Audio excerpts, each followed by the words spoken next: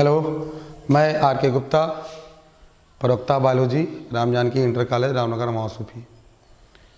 आप लोगों को कक्षा 11 की क्लास में जीव विज्ञान नेक्स्ट वीडियो में हमने आपको बताया था जीवाणु के सामान्य लक्षण और जीवाणुओं के इतिहास के विषय में। इस वीडियो में मैं आपको जीवाणु कोशिका की संरचना, इसका नामांकित चित्र और इसके शरीर में पाए जाने वाले जो भी पार्ट हैं उनके विषय में बताने वाला हूं। तो आइए देखते हैं जीवाणु कोशिका की संरचना के विषय में। तो सर्वप्रथम हम इसका एक फिगर बनाते हैं जीवाणु कोशिका का। जीवाणु कोशिका यूकेरियोटिक एक कोशिकीय जीव होता है जिसका शरीर केवल एक कोशिका से बना होता है। इसके चारों तरफ एक कोशिका भित्ति पाई जाती है जो कि बनी होती है पेप्टिडोग्लाइकान्स की।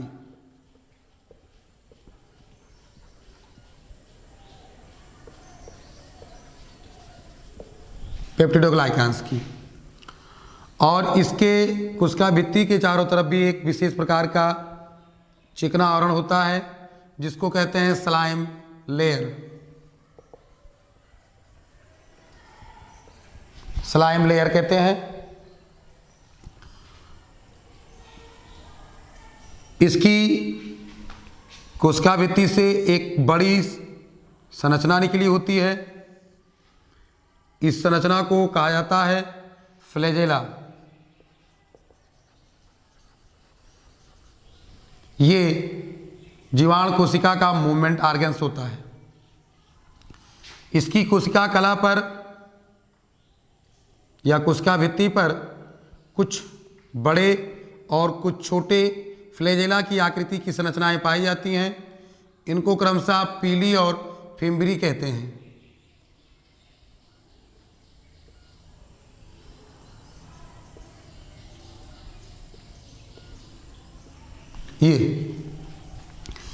ये जो बड़ी होती हैं इनको कहा जाता है पीली और ये जो छोटी होती है इनको कहते हैं फिम्बरी।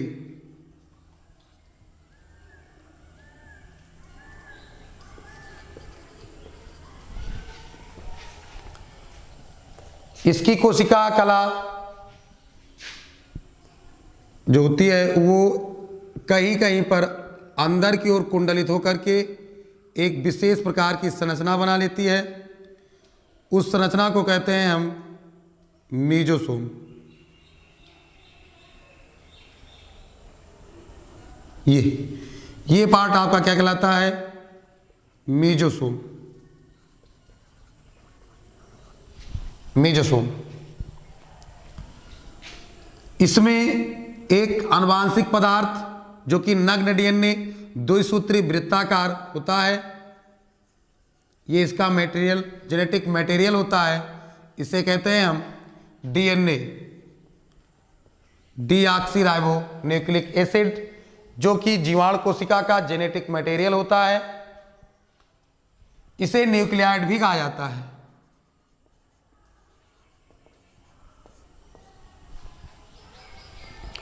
जीवाणु कोशिका में राइबोसोम पाए जाते हैं बट ये 70 राइबोसोम होते हैं, जबकि आप लोग जानते हैं कि यूकेरियोटिक कोशिकाओं में 80 प्रकार का राइबोसोम पाया जाता है। जीवाणुओं में 70 प्रकार का राइबोसोम पाया जाता है।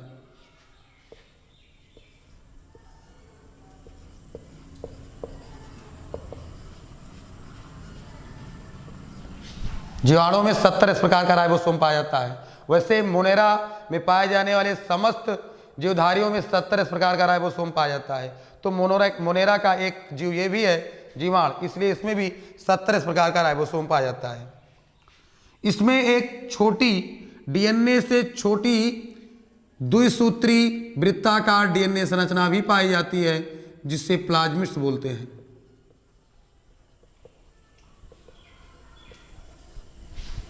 प्लाज्मिड्स जो कि जेनेटिक इंजीनियरिंग में वाहक का कार्य करती है, वेक्टर का कार्य करती है। तो ये आपकी एक जीवाणु संरचना हो गई, जीवाणु कोशिका की संरचना। इसी संरचना को देखते हुए हम अगर इसकी संरचना को देखना चाहें तो हम इलेक्ट्रॉन माइक्रोस्कोप से ही देख सकते हैं। या स्टेनिंग तकनीक की सहायता से इसको देख सकते हैं।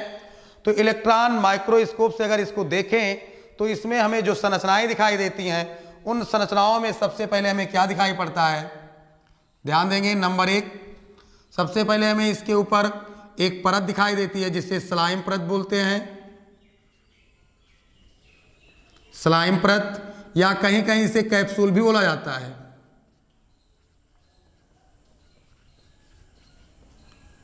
कैप्सूल। इसका जो दूसरा भाग दिखाई देता है वो सेल वॉल होता है, कोशिका भित्ति।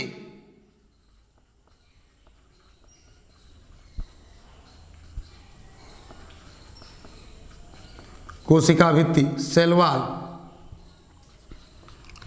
तीसरा पार्ट होता है कोशिका कला, प्लाज्मा मेम्ब्रेन।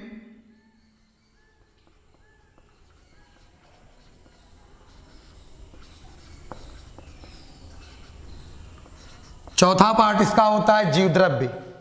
चौथा पार्ट इसका क्या होता है, कोशिका कला के बाद हम नाम लेते हैं मीजोसोम का।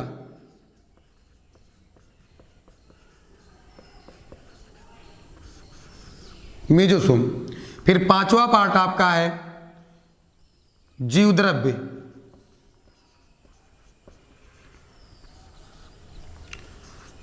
छठा पार्ट होता है इसका आनुवांशिक पदार्थ।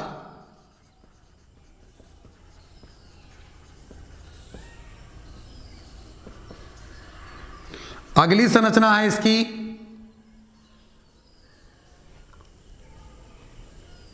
प्लाज्मिड्स।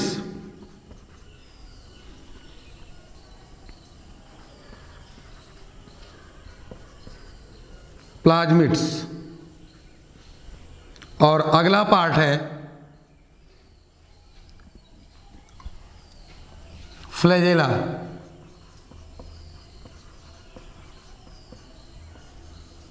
और लास्ट पार्ट इसका हो जाएगा पीली और फिम्बरी।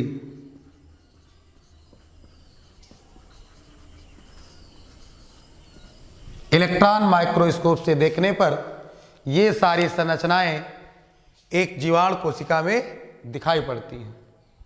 अब हम इसका विस्तृत अध्ययन करते हैं। स्लाइम परत या कैप्सूल क्या होती है। तो जीवाणु कोशिका के ऊपर एक चिकनी परत जो श्लेष्म की बनी होती है वो स्लाइम परत कहलाती है। और इसका रासायनिक कंपोजिशन होता है, केमिकल कंपोजिशन होता है पॉलीसैकेराइड्स, अर्थात ये पॉलीसैकेराइड्स की बनी होती है। जीवाणु कोशिका में जब स्लाइम परत पॉलीसैकेराइड्स की बनी होती है तो उसे कहते हैं स्लाइम परत। और जब यही जीवाणु कोशिका में स्लाइम परत पॉलीसैकेराइड्स और पॉलीपेप्टाइड की बनी होती तो उसे क्या कहते हैं, हम कैप्सूल कहते हैं। फिर से देखिए, स्लाइम परत का निर्माण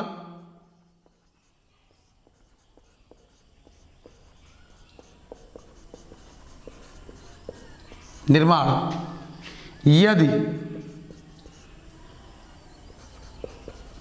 पॉलीसैकेराइड और पॉलीपेप्टाइड से होता है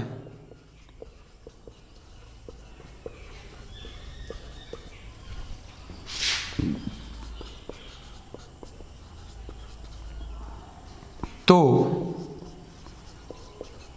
इस परत को कैप्सूल कहा जाता है। आई बात समझ में।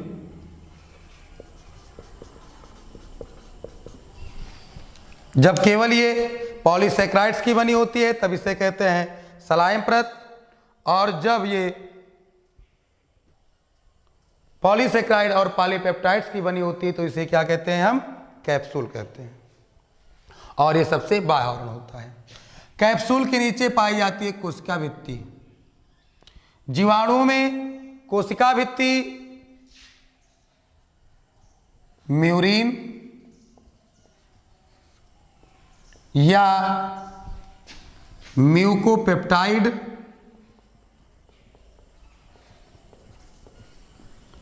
म्यूकोपेप्टाइड या फिर पेप्टिडो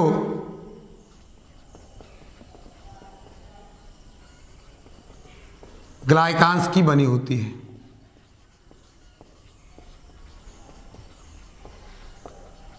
ये हमने मोनेरा जीवाणु के लक्षण में ही बता दिया था कि मोनेरा की जो भी जीवाणु की जो कोशिका भित्ति होती है किसकी बनी होती है, म्यूरिन या म्यूकोपेप्टाइड या फिर पेप्टिडोग्लाइकांस की बनी होती है।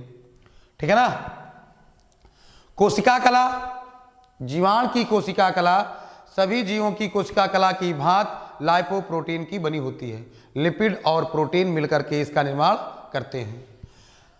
कोशिका कला पर एक सुरक्षात्मक आवरण भी पाया जाता है जिसे ग्लाइकोकैलिक्स कहते हैं। तो ग्लाइकोकैलिक्स जीवाणुओं की कोशिका कला पर ही पाया जाता है, इसलिए एक नंबर का क्वेश्चन बनता है कि ग्लाइकोकैलिक्स किसकी कला कोशिका कला पर पाया जाता है। तो इसका आंसर क्या होगा, जीवाणु कोशिका। अब आते हैं मीजोसोम पर। तो चित्रानुसार हम देख रहे हैं कि कोशिका कला कुंडलित होकर के एक थैलेनुमा संरचना बनाती है। इस संरचना को हम क्या कहते हैं, मीजोसोम कहते हैं। प्रोकैरियोटिक कोशिका अर्थात जीवाणु कोशिका में मीजोसोम उसी तरीके से कार्य करती है जिस तरीके से यूकैरियोटिक कोशिका में आपका माइटोकांड्रिया कार्य करता है।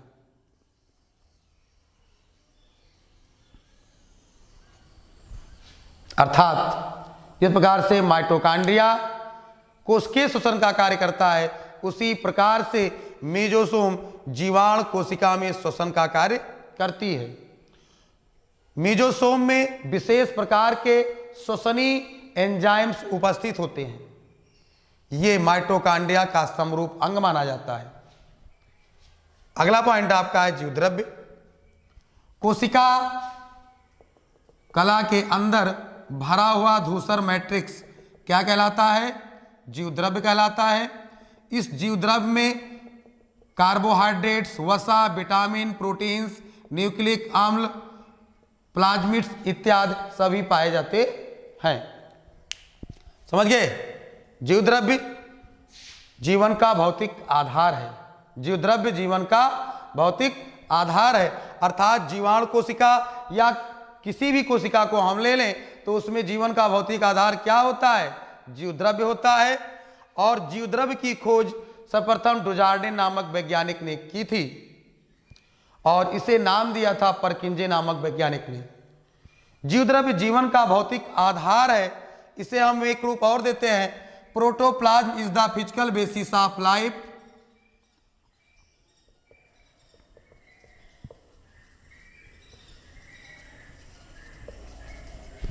फिजिकल बेसिस ऑफ लाइफ, जिसका मतलब होता है जीवद्रव्य जीवन का भौतिक आधार होता है। इस वाक्य को एक वैज्ञानिक है हक्सले और उन्होंने इसको कहा था। तो जीवद्रव्य जीवन का भौतिक आधार है, इस वाक्य को किस वैज्ञानिक ने दिया, हक्सले नामक वैज्ञानिक ने दिया। तो समझ गए आप लोग कि कोशिका में पाया जाने वाला जीवद्रव्य जीवन का ही भौतिक आधार है। और इस जीवद्रव्य में क्या क्या पाए जाते हैं, कार्बोहाइड्रेट्स, वसा, विटामिन, प्रोटीन्स, न्यूक्लिक अम्ल और उसके साथ साथ राइबोसोम, प्लाज्मिड्स, डीएनए आज सभी पदार्थ जीवद्रव्य में ही पाए जाते हैं। अगला पॉइंट है आनुवांशिक पदार्थ। तो जीवाणु कोशिका में जो आनुवांशिक पदार्थ होता है वो डीएनए होता है। आनुवांशिक पदार्थ किसे कहते हैं, ऐसा पदार्थ जो एक जीव से दूसरे जीव में आनुवांशिक लक्षणों को प्रेषित करता है, ले जाता है, उसे क्या कहते हैं, आनुवांशिक पदार्थ। तो उसी प्रकार से जीवाणु कोशिका में भी डीएनए आनुवांशिक पदार्थ का कार्य करता है। और जीवाणु कोशिका का जो डीएनए होता है वो होता है द्विसूत्री, कैसा होता है, डबल स्टैंडर्ड द्विसूत्री वृत्ताकार डीएनए, वृत्ताकार डीएनए होता है, नग्न डीएनए होता है। इसमें हिस्टोन प्रोटीन का अभाव होता है, अर्थात इसमें गुणसूत्र नहीं पाई जाती है। हिस्टोन प्रोटीन के साथ अगर डीएनए होता है तब ये गुणसूत्र का निर्माण करती है, बट हमने बताया कि इसमें गुणसूत्र का अभाव होता है, हिस्टोन प्रोटीन का अभाव होता है, इसलिए इसमें गुणसूत्र नहीं पाया जाता। जीवाणु में गुणसूत्र का सर्वथा अभाव होता है। ये बात समझ में आ गई आपको? तो ये हो गया आपका द्विसूत्री वृत्ताकार डीएनए, जो कि क्या है, जीवाणु कोशिका का आनुवांशिक पदार्थ है। अब आते हैं प्लाज्मिड्स के विषय में बात करते हैं। तो प्लाज्मिड्स क्या होता है? जीवाणु कोशिका में आनुवांशिक पदार्थ डीएनए से छोटा, आनुवांशिक पदार्थ डीएनए से छोटा द्विसूत्री वृत्ताकार डीएनए ही क्या कहलाता है? प्लाज्मिड्स कहलाता है। आनुवांशिक पदार्थ से छोटा द्विसूत्री वृत्ताकार डीएनए क्या कहलाता है? प्लाज्मिड्स कहलाता है। ये जेनेटिक इंजीनियरिंग में वाहक का कार्य करता है, अर्थात आनुवांशिक पदार्थों को एक कोशिका से दूसरी कोशिका में ले जाने का कार्य करता है। कहां पर? जेनेटिक इंजीनियरिंग में। प्लाज्मिड्स, प्लाज्मिड्स के साथ साथ एक पार्ट और भी आता है, एपिसोम। एपिसोम का नाम आप लोग सुने होंगे। तो एपिसोम क्या होता है? जब ये प्लाज्मिड्स डीएनए के साथ जुड़ा होता है, जब ये प्लाज्मिड्स, जो कि हमने अभी बताया कि आनुवांशिक पदार्थ डीएनए से छोटा होता है, द्विसूत्री वृत्ताकार होता है, इसी को हम प्लाज्मिड्स कहते हैं। जब ये प्लाज्मिड्स डीएनए के साथ जुड़ा होता है तब इस प्रकार के प्लाज्मिड्स को क्या कहते हैं? एपिसोम कहते हैं। ठीक, क्लियर? अब आता है अगला पार्ट, फ्लैजेला। क्या आता है? फ्लैजेला। तो फ्लैजेला को आप देखिए, ये दिखाई पड़ रहा है चित्र में, एक लंबी धागे नुमा संरचना दिखाई पड़ रही है जिसे हम फ्लैजेला कहते हैं। ये फ्लैजेलिन नामक पदार्थ की बनी होती है और जीवाणु कोशिकाओं में फ्लैजेला की संरचना होती है 9+0 की, 9+0 की। जीवाणु कोशिका में कोशिका कला से जहां से फ्लैजेला निकलती है उस पार्ट को बोलते हैं वेसल बॉडी। वेसल बॉडी बोलते हैं। तो ये क्या है? एक मूवमेंट ऑर्गन्स है, चलन अंग है, जिसके द्वारा जीवाणु रेंग सकता है, चल सकता है। फिर उसके बाद अगला पॉइंट आपका आता है पीली और फिम्बरी। पीली और फिम्बरी, पीली और फिम्बरी भी कोशिका फ्लैजेला की भांति ही संरचनाएं होती हैं, बट ये छोटी होती हैं। ये पूरे जीव द्रव्य कला पर पाई जाती हैं। कुछ कलाएं, कुछ फ्लैजेला छोटी होती है और कुछ बड़ी होती है। जो बड़ी होती है उनको पीली कहते हैं, जो छोटी होती है उनको फिम्बरी कहते हैं। ये लैंगिक संसर्ग में सहायक होती हैं, लैंगिक संसर्ग में सहायक होती हैं। तो बच्चों, ये था आपके जीवाणु की कोशिका की संरचना। तो आप समझ गए होंगे कि जीवाणु का फिगर ये है और जीवाणु एक प्रोकैरियोटिक मोनेरन, एक कोशिकीय जीव है जिसमें ये सभी संरचनाएं पाई जाती हैं और इन सभी संरचनाओं का हमने आपको जो है विस्तृत अध्ययन भी बता दिया। अब आगे आपका आता है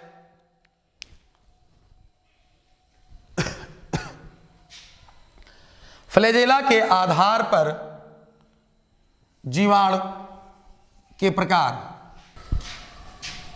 फ्लैजेला के आधार पर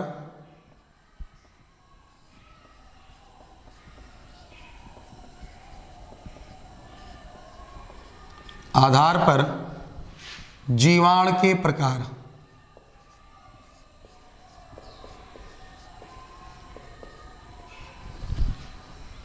तो ये ध्यान दीजिए, फ्लैजेला के आधार पर उपस्थिति तथा अनुपस्थिति। फ्लैजेला की उपस्थिति तथा अनुपस्थिति के आधार पर जीवाणु दो प्रकार के होते हैं। जिन जीवाणुओं में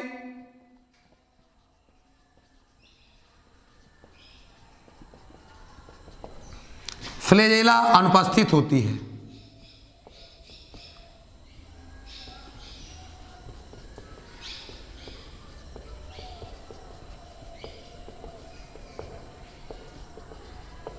उन्हें क्या कहते हैं?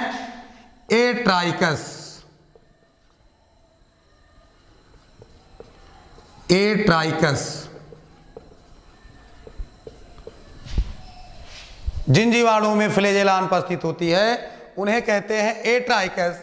और अगर इनका हम फिगर देखना चाहें तो सिंपल सा फिगर बन जाता है, जिसके चारों तरफ कोई भी फ्लैजेला नहीं है। और जिन जीवाणुओं में, दूसरा पॉइंट, जिन जीवाणुओं में फ्लैजेला उपस्थित होती है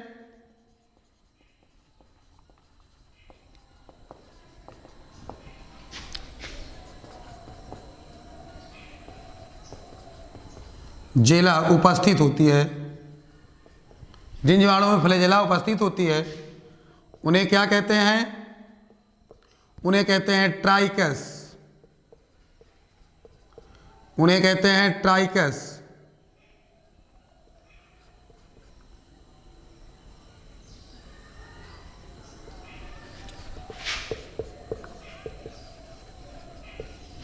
ट्राइकस। और ट्राइकस होते हैं 5 प्रकार के। ये 5 प्रकार के होते हैं।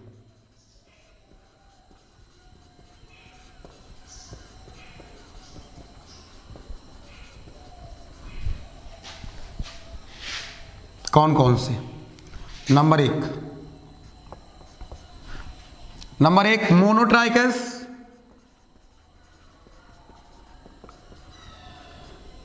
मोनोट्राइकस ऐसे जीवाणु जिनकी शरीर पर केवल एक ही फ्लैजेला उपस्थित होता है उसे मोनोट्राइकस कहते हैं, जिसको हम फिगर द्वारा इस प्रकार से समझ सकते हैं।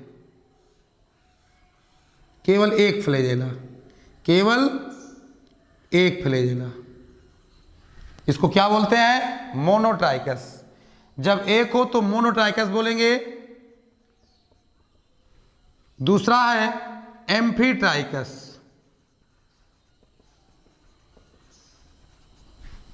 एम्फीट्राइकस तो ऐसे जीवाणु जिनमें 2 फ्लैजेला दोनों सिरे पर पाए जाते हैं, एक एक फ्लैजेला दोनों सिरे पर पाए जाते हैं, उनको कहते हैं एम्फीट्राइकस। एक फ्लैजेला इधर और एक फ्लैजेला इधर, तो इस प्रकार ये क्या हो गए? एम्फीट्राइकस। तीसरा नंबर है सिफाइलोट्राइकस।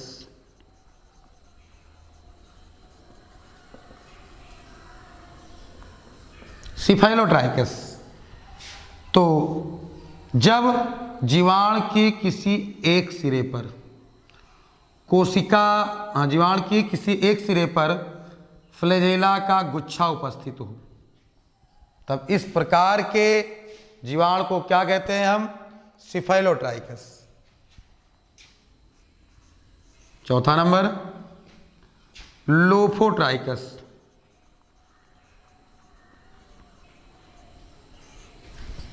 तो लोफोट्राइकस जब जीवाणु के दोनों सिरे पर फ्लैजेला का गुच्छा उपस्थित हो,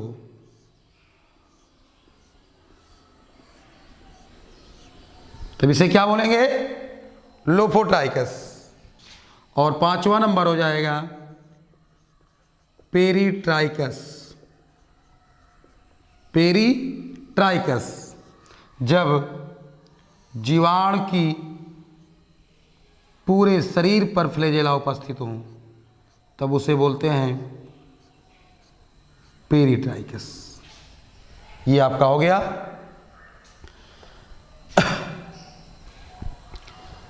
ट्राइकस का एग्जाम्पल, इसे हम पास्चुरेला बोलते हैं। पास्चुरेला नामक जीवाणु में फ्लैजेला अनुपस्थित होती है।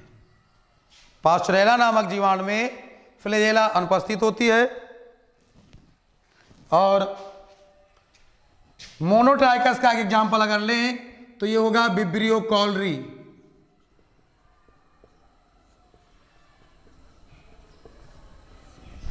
Vibrio cholerae. एम्फीट्राइकस में आता है नाइट्रोसोमोनास। तो मोनोट्राइकस का जो एग्जाम्पल है विब्रियो कॉलरी है, एम्फीट्राइकस का नाइट्रोसोमोनास है, सिफाइलोट्राइकस का हो जाएगा कॉर्निबैक्टीरियम,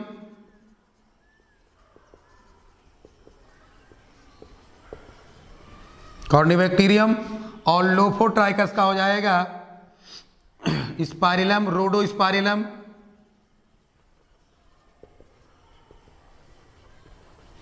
और पेरिट्राइकस का हो जाएगा साल्मोनेला टाइफी,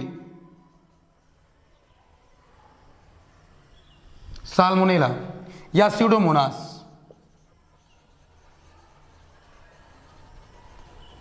तो ये आपके फ्लैजेला के आधार पर जीवाणुओं के प्रकार हो गए। जिन जीवाणुओं में फ्लैजेला पाया जाता है उन्हें हम ट्राइकस कहते हैं, जो 5 प्रकार के होते हैं, और जिनमें फ्लैजेला अनुपस्थित होती है उन्हें एट्राइकस कहते हैं। ये आपका पास्चुरेला है, इनमें फ्लैजेला अनुपस्थित होती है। 5 प्रकार के आपके ये हो गए। ठीक, अब मिलते हैं नेक्स्ट वीडियो में।